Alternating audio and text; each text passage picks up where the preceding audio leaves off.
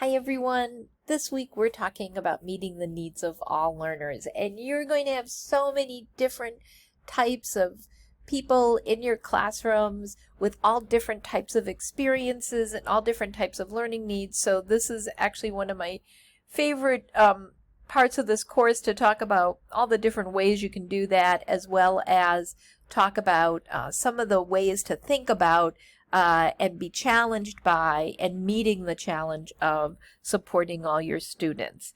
So I hope you'll see in this particular module, since it's the last module, I think it builds on much of what you've already done for work during the course of this semester, especially around the concepts of development in Piaget as well as constructivism.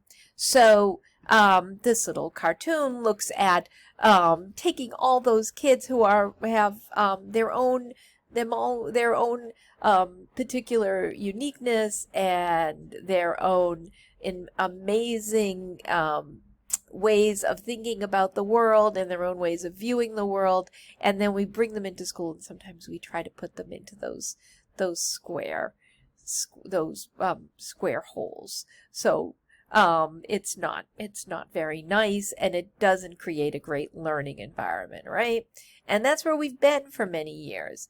But the Massachusetts Department of Elementary and Secondary Education has created a program that really addresses that at a very key point in your development as a teacher.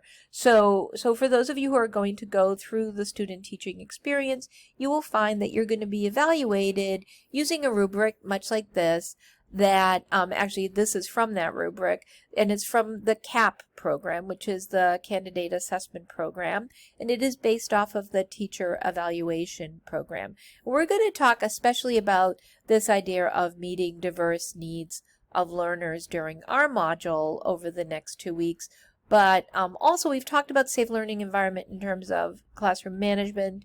That's where this comes in. And then high expectation folds into both of these when you expect high performance of your students no matter what level they're at. This tool evaluates teacher candidates and teachers and whether or not they are meeting the needs of all the students in their classroom. So one of the ways we do that is through differentiation. And differentiation is a methodology where we, based on the work of Carol Tomlinson, who is actually still teaching, and that work asks us to look at differentiation in terms of content, process, and product. So a teacher will differentiate what we're teaching, how we're teaching it, and the way we are evaluating our students. What's the product that we want the students to turn into us that shows their mastery of the topic area? And we do this according to our students' readiness in terms of development. We do it in terms of interest. What are our children in our room interested in? And then what are their learning needs? What are their particular learning challenges or learning disabilities? What kind of physical or emotional challenges might they be meeting? And what kind of social emotional life situation are they coming from? So in terms of development, we talk about like a classroom where, like in my 4th grade classroom, where I might have had students who are reading at a K or 1 level, while at the same time I had children who were reading at a 10th grade level, as well as a small group who were actually reading on grade level. I had children with many different interests, children that love sports, children that love the arts, children that were really focused on video games. It's important for me to keep those in mind as I differentiate my instruction and I always am highlighting for you, I hope throughout this course, the importance of creating relationships with your students, and that is at the core of what we do. It's the best teaching is based on those relationships. And then always addressing the learning needs and being aware of the learning needs of the children who are in your classroom. These are just a few examples of differentiation strategies. And these are done prior to teaching. finding out where your students are at before, and really looking at before you start a lesson, and then looking at how you're going to present it, and at what pace, how many lessons you need to complete teaching a topic in your class, creating learning contracts with your students so that they know what will be expected, letting them know what the expectations are, and promising them that you are going to provide them with certain levels of information during the lesson, flexible grouping that may be homogeneous, students all at the same level, and then may move to heterogeneous groupings where we have mixed level groups, tiered assignments, and I want you to think then about the term we used in constructivism, scaffolding, creating a menu of items that students can do during a course, during a classroom lesson. Think about when you have rotating groups or stations within a classroom, and then varying questioning, going from the most, if I'm teaching a math lesson and I'm going to be teaching how to move from fractions to decimals, having students at the very beginning being able to identify and name certain fractions, and then going beyond so that the most complex questioning talks about how what the process is for that conversion, or how I might use these in a real life situation. And finally, so you're looked at prior to your teaching, during your lesson that you're teaching, and then assessment afterwards. This idea again of choice, of doing things in a project-based way, and having multiple measurements so that you might use both the projects and the choice item, but then also a quick quiz or an exit slip at the end of a particular day's lesson. This is an example of an assignment that I did as a teacher. We used a great book called The One and Only Ivan, and students created a very large project where the two main characters in this book are an elephant and a gorilla, and they end up and they talk a lot about elephant and gorilla sanctuaries. So I had my students design their own sanctuary and find out, what does it mean to have a sanctuary? Now, I taught in an urban area. We didn't have any gorilla or elephant sanctuaries, but we found out where in the United States they were. You can go to Tennessee, and there are actually several elephant sanctuaries, and who knew? And then and so we researched it, we planned it, we worked with each other to and I worked very closely with them on these projects, and then they ended up presenting those projects at a family night. But I addressed 3 different objectives within this, both with speaking, writing, and reading, and then during this they had to not only create a visual, but there had to be a writing component, and they had to be able to present. So there were multiple ways for me to assess their learning, multiple ways for them to demonstrate their learning. So I could differentiate according to the many different needs of my students. This is differentiation. Another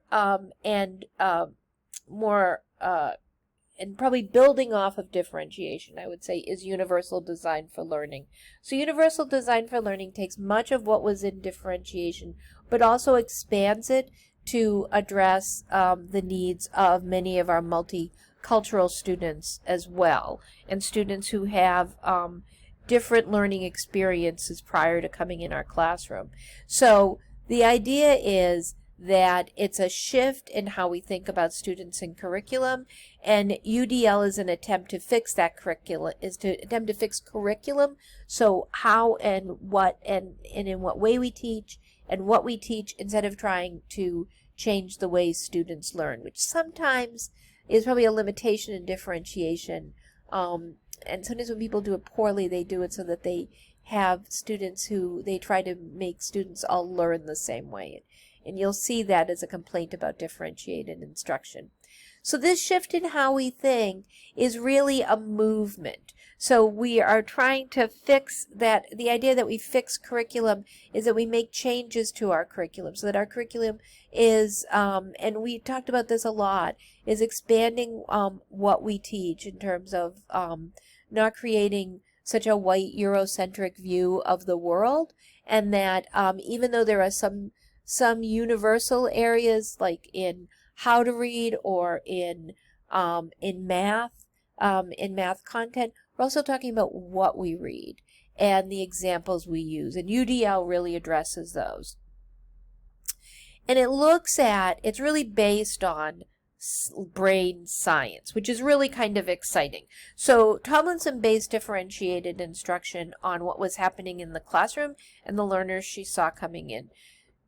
UDL comes from the brain science that we've done, and the idea that when a person is highly engaged in what they're doing, different parts of their brain is activated. So if we use a very simple task, so they just say, well, all you're going to do is tap your finger on your desk. And this shows for 3 different people what their brain engagement is. So we know from brain science that how people learn and how they interact, even in a differentiated classroom where you have different levels, even in those groupings, each of those students is learning and taking in and perceiving information in a very different way. So the basic premise of UDL is that we provide equitable opportunities to reach high standards across variable students in our schools. And so we provide multiple means of engagement, multiple means of representation, and multiple means of actions and expressions. So we just develop those differentiated instruction methods, and we develop them to a new level, where with an emphasis on engagement and how we interact with our students, and then looking at representation, how we both present information to our students and what we draw on for that information, and then how we have our students represent their knowledge to us, and then also multiple means of students with their ability to express what they know and to also share with us and each other what they know.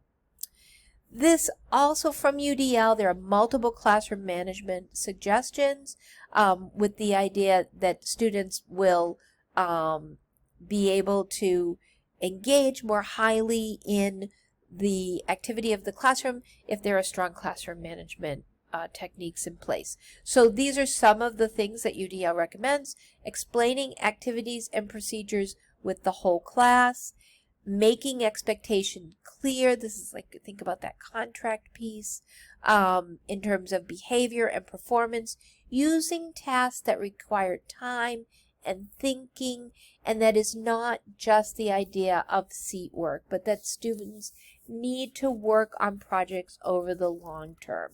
So my project with the one and only Ivan took several weeks. We really worked on that for a while, and it was a great way for us to build a community in our classroom, and also for students to have some time to really process what was going on in the book. And then provide multimodal, clear materials, instructional techniques, and checkpoints and formative assessments along the way.